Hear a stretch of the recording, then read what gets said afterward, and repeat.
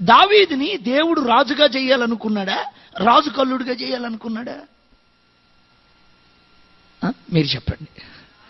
రాజుగా చేయాలని దేవుడు అనుకుంటే దావీదు కొంచెం ఇల్లరికం పోయి కొంచెం ఇంట్లో అన్ని కడిగి మామగారి నుంచి మెల్లగా సింహాసనం ఎక్కాలని ఆయన ప్లాన్ చేసి, దావీదుని గొర్రెల దొడ్డులో గొర్రెలు కాచుకునేటప్పుడు దేవుడు ఏర్పరచుకొని దావీదుని సింహాసనం మీద ఎక్కించాడు.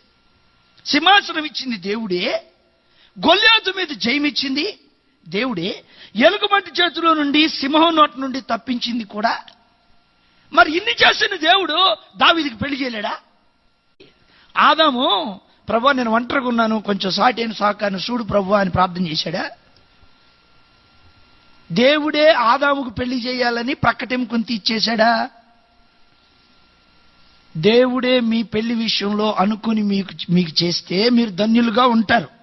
యాకోబులాగా తొందరపడి